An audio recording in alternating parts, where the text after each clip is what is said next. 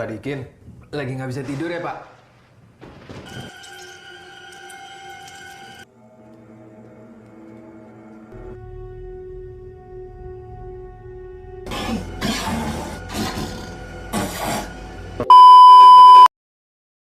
Kali ini saya akan merangkum film horor Indonesia yang diangkat dari kejadian nyata, yang mana nama-nama tokoh sengaja disamarkan untuk menjaga privasi. Kisah ini terjadi di Jawa Timur pada tahun 2007 dan diangkat ke sebuah film pada tahun 2019. Film ini disutradarai oleh Rocky Soraya dan diperankan oleh Junot sebagai Reza, Cinta Laura sebagai Wulan, Indra Brasko sebagai Minto, dan Wingky Wiryawan sebagai Indra. Film ini berjudul Jeritan Malam, yang mana film ini menceritakan kejadian yang mengerikan setelah Reza mendatangi seorang dukun karena ia hanya ingin tahu apa yang sebenarnya orang lain lihat yang tidak dapat dilihatnya. Buat kalian yang tidak mau kena spoiler, silahkan tinggalkan video ini dan langsung tonton filmnya, karena ini adalah konten full spoiler.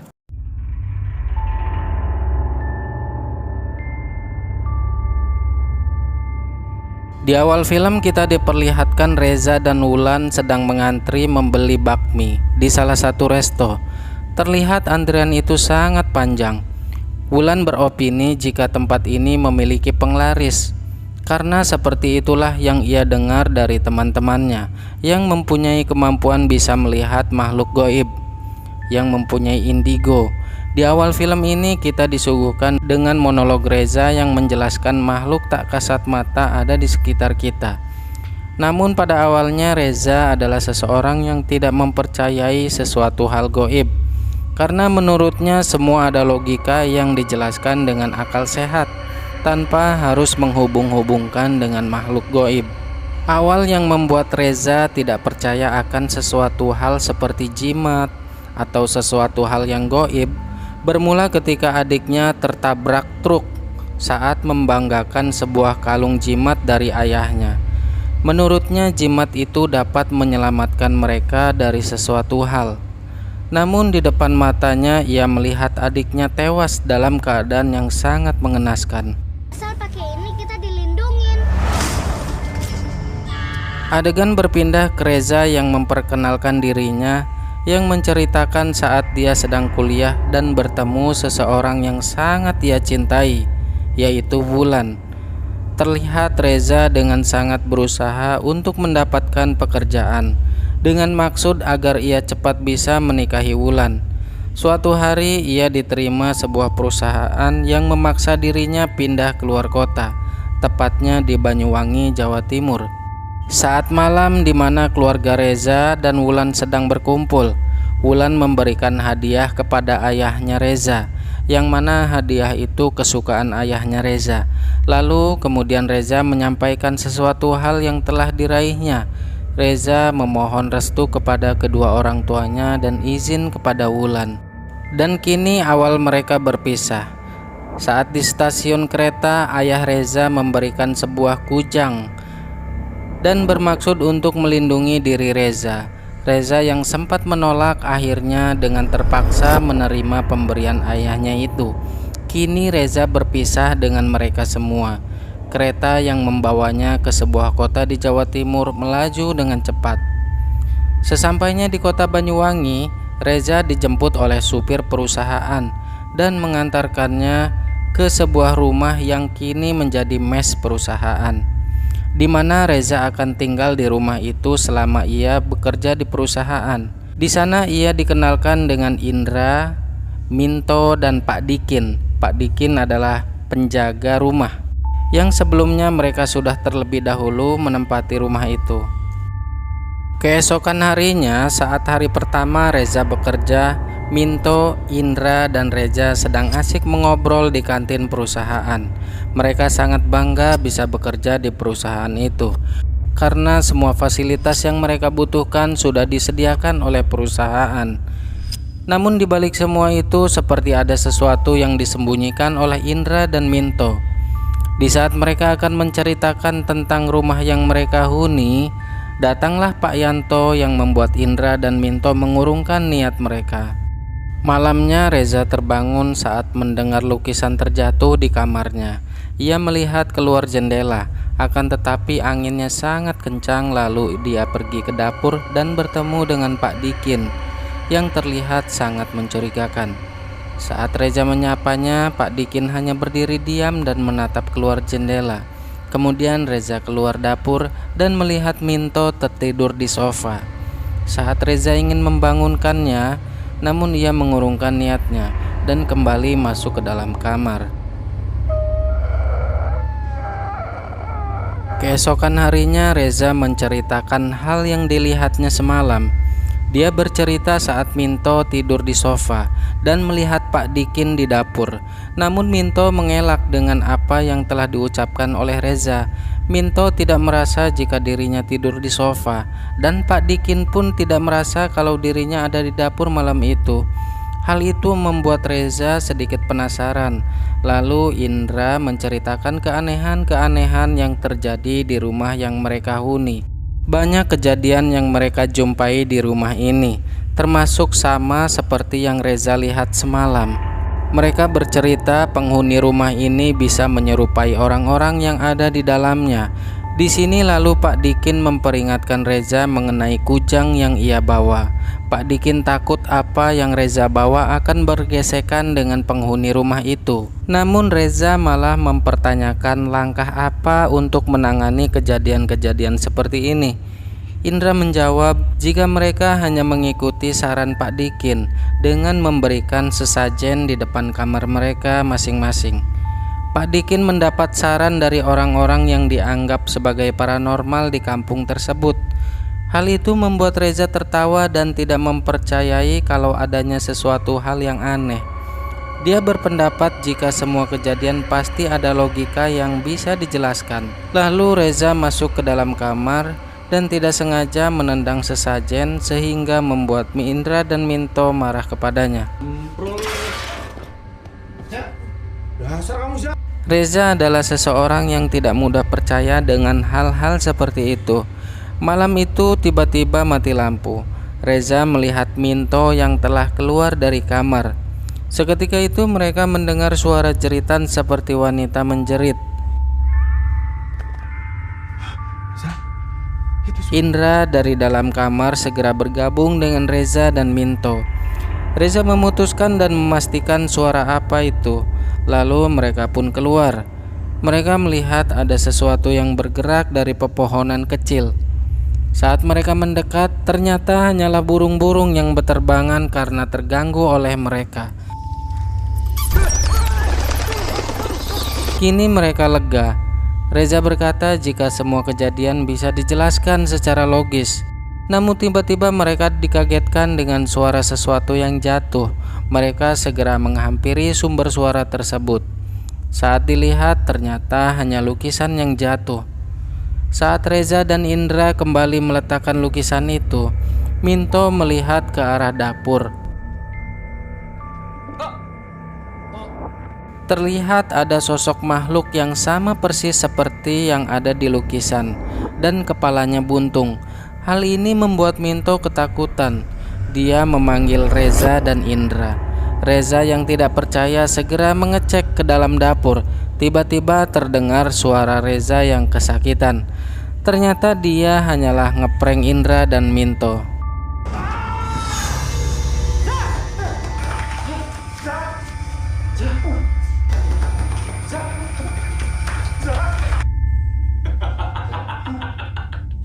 Saat Reza sedang tertidur, tiba-tiba terbangun karena mendengar sesuatu dari luar jendela. Reza keluar kamar, lalu mengambil segelas air. Dia melihat ke arah lukisan itu. Tiba-tiba, tepat di leher lukisan itu mengeluarkan darah. Dan Reza langsung merasakan sesuatu ada yang mencekiknya. Reza terjatuh dan mengaung seperti harimau.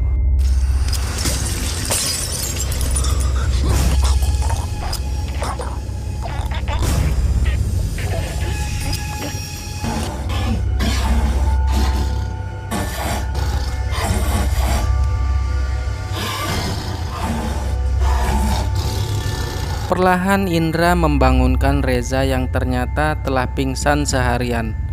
Indra menceritakan keadaan Reza saat dia pingsan. Menurut cerita Indra, Reza sangat mengerikan dan memiliki tenaga yang kuat dan berperilaku seperti seekor harimau.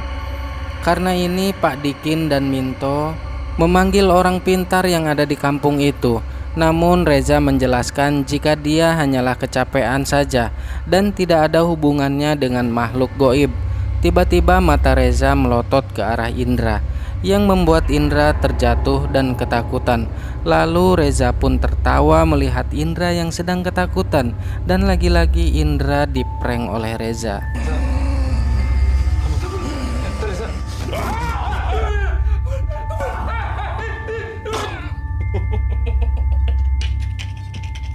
Hal ini membuat Indra sangat marah dan masuk ke dalam kamar. Reza yang merasa bersalah, ia meminta maaf kepada Indra. Reza pun perlahan membuka kamar Indra. Dia melihat Indra sedang dalam keadaan yang menakutkan. Dia memakan bunga dari sesajen yang dibuatnya, lalu meminum kopinya. Tak hanya itu, dia menggigit gelas itu. Awalnya Reza berpikir kalau Indra balas dendam. Namun saat ia melihat itu, ia mulai panik dan mencoba menghentikan apa yang dilakukan oleh Indra. Namun hal itu sia-sia saja karena Indra sudah dirasuki makhluk halus, sehingga tenaganya terlalu kuat. Dan Indra meminta kepada Reza agar membuang kujang pemberian ayahnya. Untung saja Minto dan Pak Dikin datang tepat waktu. Mereka membawa seorang kiai dan langsung mengeluarkan setan yang merasuki Indra.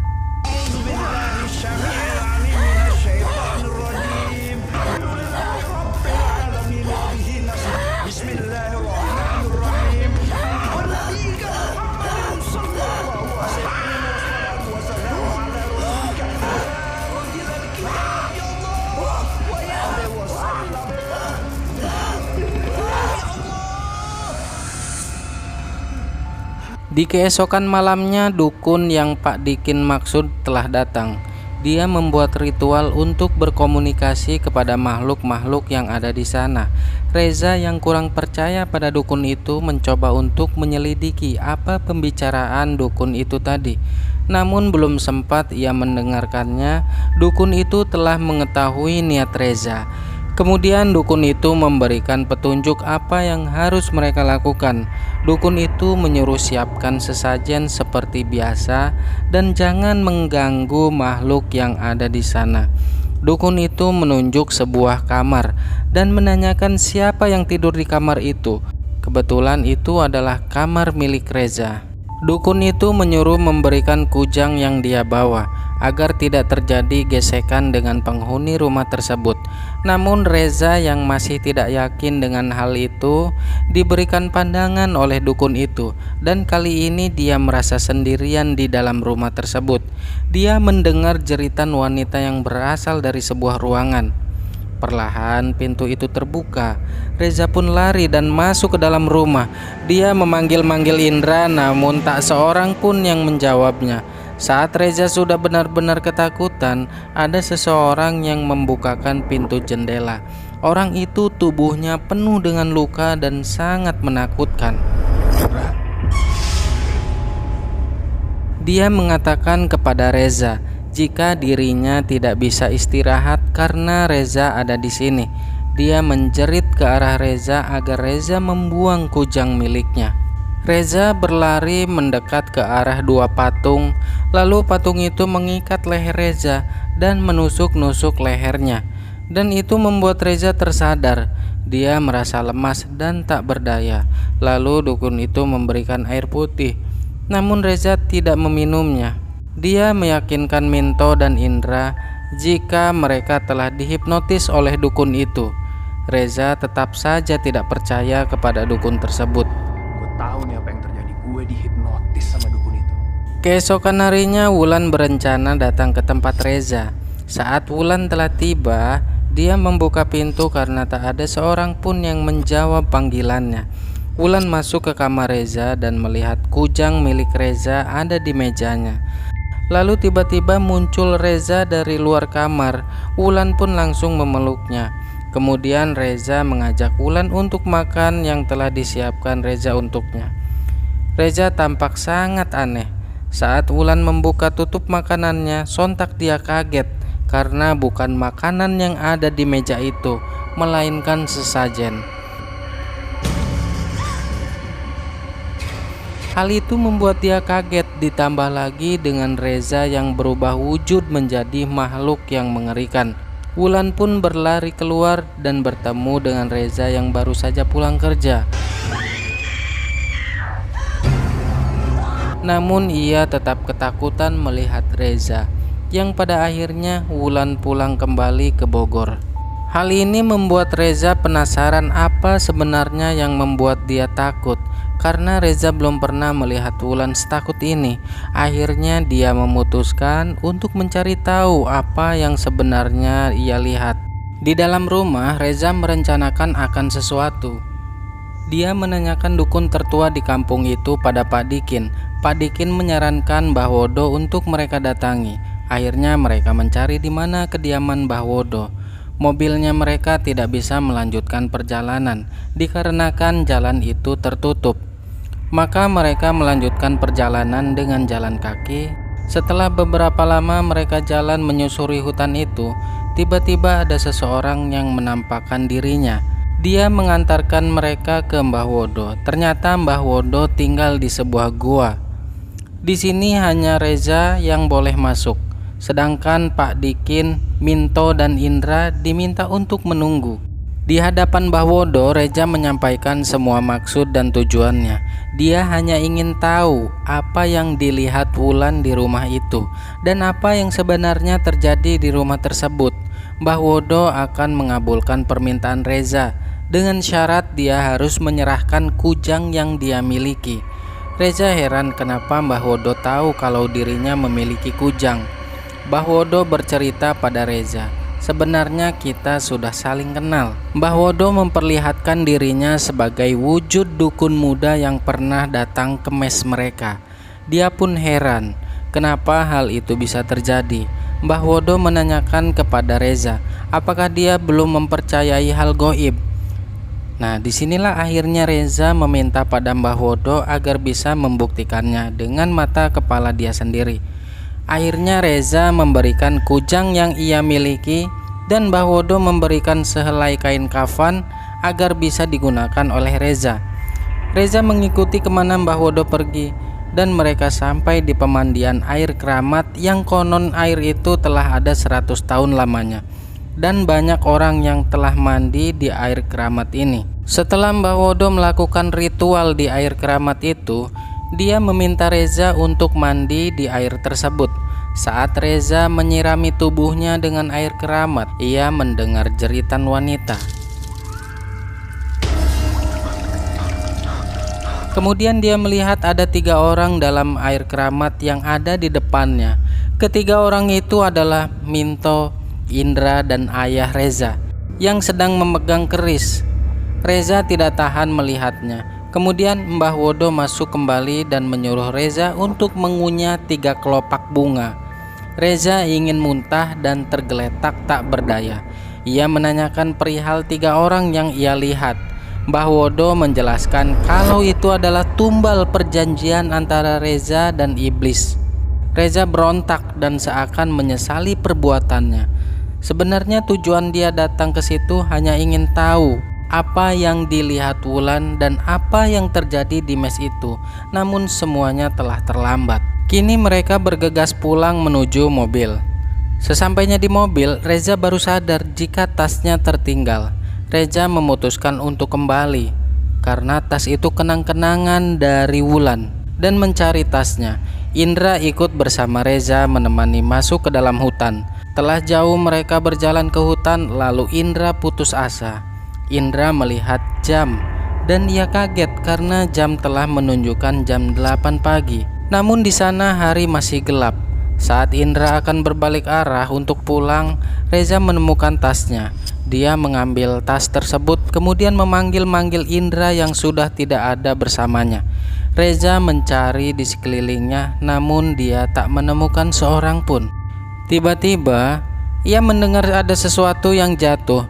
Dia pikir itu Indra, ternyata itu adalah buah sirsak. Lalu Reza melihat ke atas pohon. terdapat sosok yang mengerikan dan dikelilingi tuyul-tuyul yang siap mengejar Reza. Reza berlari dengan kencang, namun tetap saja tuyul-tuyul itu berhasil mengepung Reza. Namun ada hal aneh, tuyul-tuyul itu malah menyembah Reza. Mungkin saat ini Reza sudah menjadi bagian dari mereka. Adegan berpindah ke Reza yang telah tergeletak di sebuah rumah. Di samping dia sudah ada Minto. Reza bangun dan menanyakan apa yang telah terjadi. Minto menjelaskan jika penduduk menemukan Reza dan Indra telah pingsan dalam hutan, dan kini mereka ada di rumah Mbah Warsono.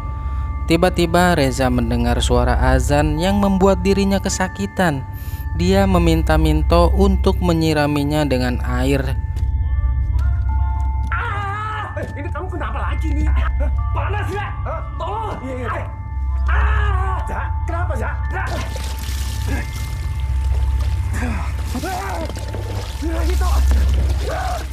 Saat Mbah Warsono datang, ia telah mengetahui apa yang telah terjadi pada Reza.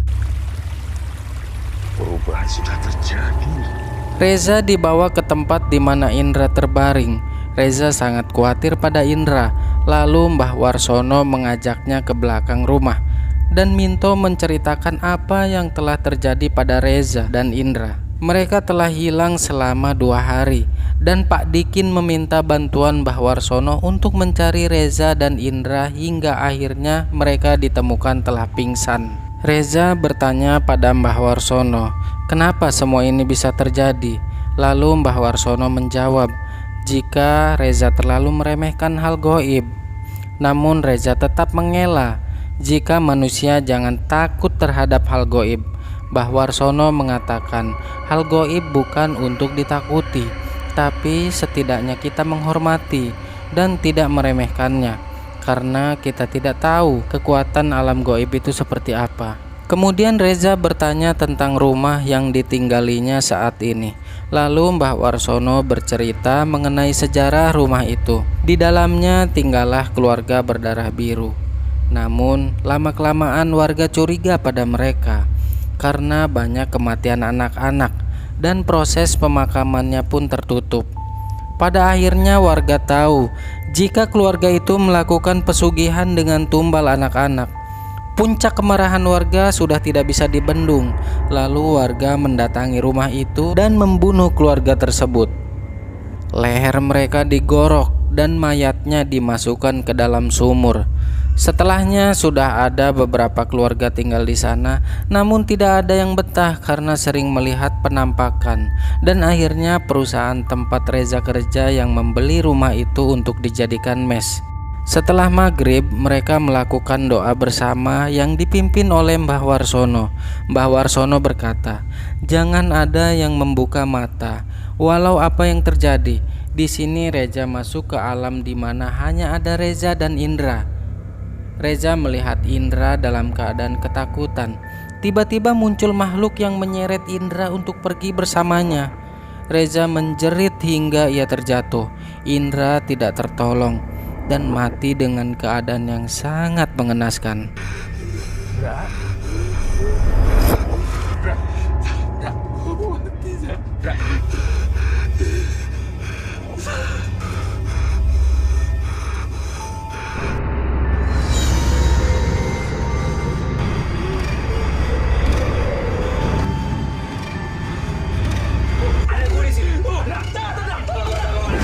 Mereka kembali ke mes dan Minto menangis karena kematian Indra. Lalu ia bertanya kepada Reza, apakah gambar yang ia lihat sebagai tumbal itu adalah Indra? Dan apakah ada dirinya di sana? Reza menjawab, jika ia melihat hanya bayangan saja. Reza berkata, banyak orang yang merokok kretek dan memakai sarung seperti Minto. Dan mengenai penglihatannya tentang keris, jarak Reza dengan ayahnya sangatlah jauh, mustahil jika akan terdampak juga.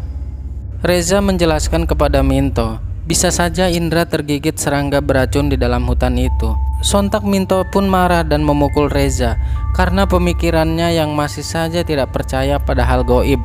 Kemudian Minto pergi dan disusul oleh Pak Dikin. Di hutan itu banyak serangga beracun. Mas Minto, sudah. Di saat Reza tertidur di sofa, dia melihat Minto pulang. Minto terlihat begitu tegang dan Reza meminta maaf atas perkataannya tadi.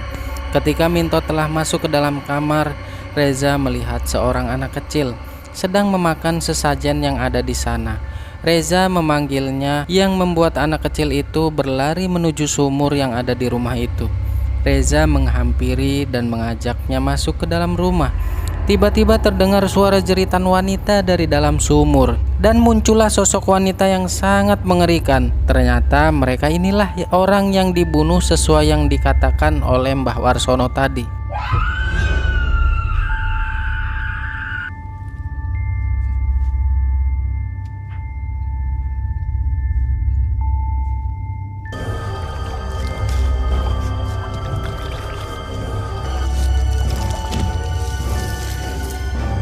Reza berlari masuk ke dalam kamar Minto. Ia melihat Minto sudah dalam keadaan yang sangat mengerikan. Kepalanya hancur dan Minto sudah menjadi salah satu penunggu rumah tersebut. Tiba-tiba datanglah orang yang seperti di lukisan itu. Ia mengambil sesajen dan makan bersama Minto. Reza terpukul karena ulah dirinya dia mengorbankan teman-teman yang sudah begitu dekat dan orang-orang yang ia sayangi. Di keesokan harinya, Reza memutuskan untuk pulang. Ia berpamitan kepada Pak Dikin. Sebelum Reza pergi, Pak Dikin bertanya, apakah dirinya ada di dalam tumbal itu? Reza pun menggelengkan kepalanya. Pak Dikin berpesan, jika Reza memang tidak mampu untuk menghentikan semua ini, tapi setidaknya dia bisa melihat ayahnya untuk terakhir kalinya sebelum ayahnya diambil dan Reza pun pergi. Di stasiun kereta, Reza menelpon ibunya. Ia ingin menjelaskan sesuatu apa yang terjadi. Dia mendapat kabar jika ayahnya terjatuh dan sudah dalam keadaan kritis. Saat Reza telah sampai di Bogor, dia ke rumah sakit dan menjumpai ayahnya yang telah meninggal. Reza seakan tak percaya dengan semua ini.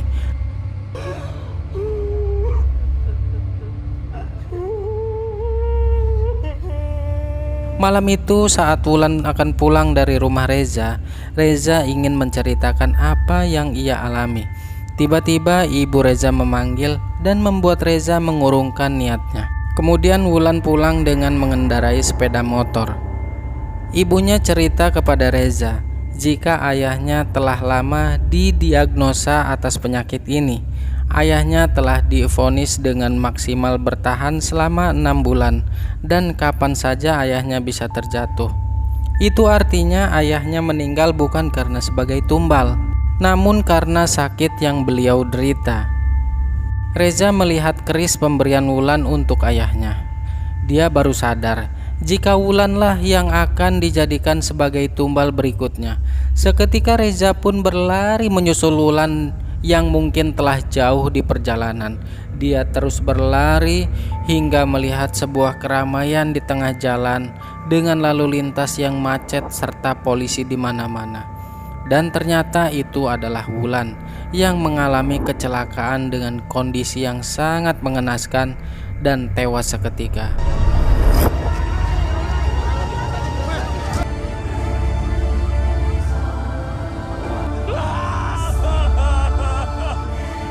Adegan pun berpindah di mana waktu telah berlalu. 3 bulan kemudian, kini Reza telah menjadi orang yang sangat sukses. Kemewahan dengan mudah ia dapatkan, jabatan yang bagus di sebuah perusahaan. Sebagai penebus dosa-dosanya, dia menyumbangkan sebagian hartanya ke panti asuhan. Dia menyesal telah melakukan semua yang ada hubungannya dengan iblis. Dia tidak bisa mendengar suara azan walau dia telah berusaha. Reza mendatangi resto bakmi yang ada di awal film. Dia melihat ada setan yang membuat resto itu sangat laris. Artinya resto itu memakai penglaris. Kemudian Reza dan hantu jelmaan Wulan akan dinner bersama-sama dan kisah pun sampai di sini. Nah teman-teman, film ini banyak mengambil pesan moral yang diberikan. Kita bisa mengambil pelajaran dari tokoh Reza yang selalu berpikir logika dan selalu tidak percaya dengan hal-hal mistis, dengan hal-hal goib. Dengan ketidakpercayaannya bukan berarti dirinya harus meremehkannya, mengecilkan hal-hal yang goib.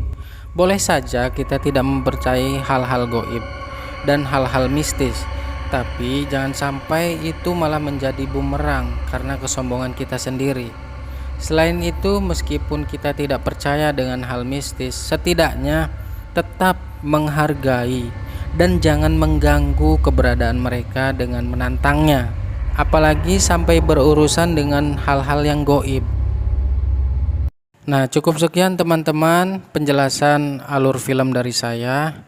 Jika kalian suka, jika kalian ada kritik dan saran, silahkan tinggalkan di kolom komentar agar kami dapat memperbaikinya.